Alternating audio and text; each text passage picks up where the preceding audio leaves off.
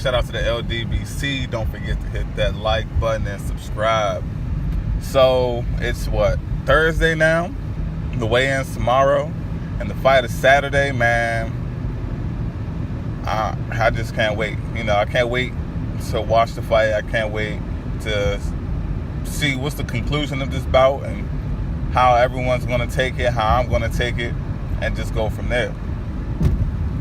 So right now, I'm looking into the future a little, and I'm going to make a 2-part video. This is part 1, of course. So my question is, what happens after the dust settles?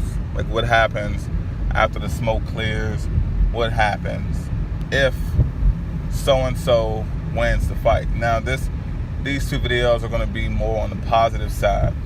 I'm going to give I'm giving y'all what I think should happen or what will happen after Rigo wins and after Lomachenko wins. So let's start. So right now I'm going to start with Lomachenko. And first thing, I want to let anyone know, I believe this fight is a 50-50 fight. It's 50-50 for different reasons, but I want to just talk about what happens after the fight. So let's say it's Saturday night. Lomachenko, he gets his hand raised. It's not a controversial win at all. Like, he earned his victory. It's to the point where it was a great fight, but no one can dispute that Lomachenko won. What does Lomachenko do from now? Like, what does he do from this point on? Does he attempt to unify at 130? Does he move up to 135? Like, what does Lomachenko do? And me personally, I believe, if Lomachenko was to beat Guillermo Rigondeaux fair and square in a very competitive matchup, but no one disputes that he won, I believe that the sky's the limit for Lomachenko. I believe that I got it. If Lomachenko beats Rigo, he needs to get an immediate fight with Salido. If he beats Rigo and then he goes and avenges his loss against Salido, then the sky is the limit. Then the sky is the limit. And then at that point, I believe that it will be appropriate to start calling him pound for pound. Like, I see a lot of people, they say that he's pound for pound. I mean, I don't care who it is. It could be anyone with the resume. It can be a person with a skill set twice as good as Lomachenko, but with the resume alone, with the list of accomplishments. I can't put this guy in pound for pound status. That's disrespectful to any pound for pound fighter that has legitimately deserved it, and it's disrespectful to any current pound for pound fighter or a fighter that's one step away from pound for pound that has accomplishments well above a Lomachenko.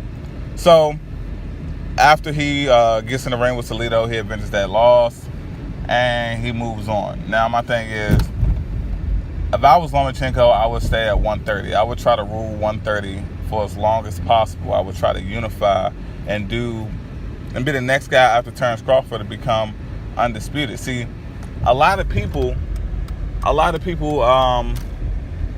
that disagree that Lomachenko isn't top pound for pound is because, like, how can you say this guy's top pound for pound? How can you say he's number 1 pound for pound when Terence Crawford just did something that hasn't been done in so long in boxing?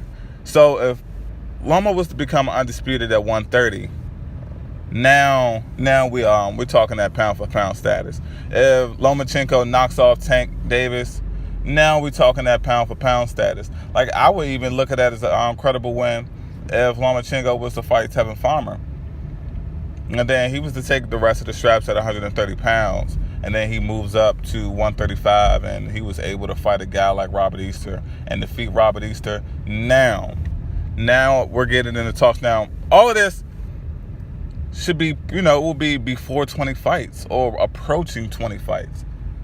Now, if Lomachenko has the ability to beat Rigondeaux, avenge his loss against Salido, unify 130 pounds, and win a title at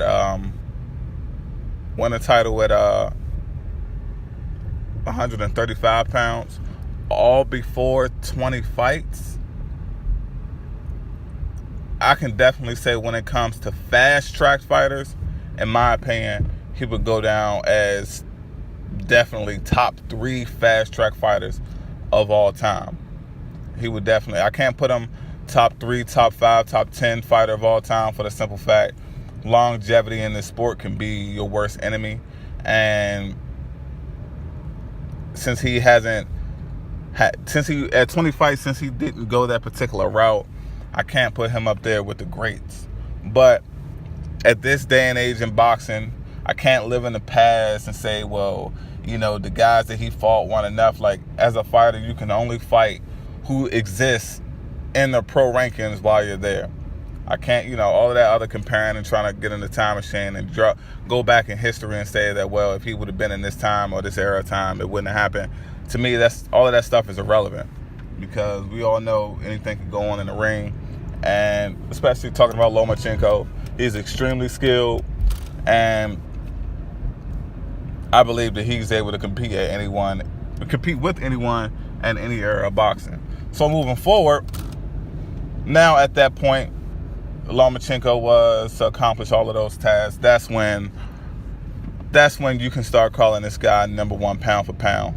And then especially if this guy could have a career that will last, let's say, into his late 30s, and he could reign supreme over boxing for that long, then, you know, at this point he's approaching 30 and 35 fights. Then the whole talk to him being one of the greatest boxers in the last 25 years and in the last 50 years, in my opinion, that would definitely be relevant. Like, he can only become undisputed at 130 pounds and unify at 135. And let's say, you know, he takes on a lighter touch at 140. And when I say a lighter touch, it will be equivalent to Anthony Joshua beating up on Charles Martin. If he was to fight a 140-pound version of Charles Martin, got that guy out of there, because obviously 140 pounds is too big for Lomachenko, in my opinion. But if he was to do that and he was to conquer all of those weight classes and become undisputed, see, a lot of people give Manny Pacquiao a lot of credit, and it's definitely deserved, but he never became undisputed. So if Lomachenko is able to become undisputed at 130, and I truly believe if he can beat Rigondeaux, he can become undisputed at 130. I would not ever bet against this guy when it comes to fighting anyone at 130 pounds. If he can beat Rigondeaux fair and square, me personally, I believe Rigondeaux can beat everyone at 130 at this point, especially if he beats Lomachenko. But that's my take on it. You know, the fight is a couple days away. It's Nino Brown Boxing. Shout out to the LDBC. Peace.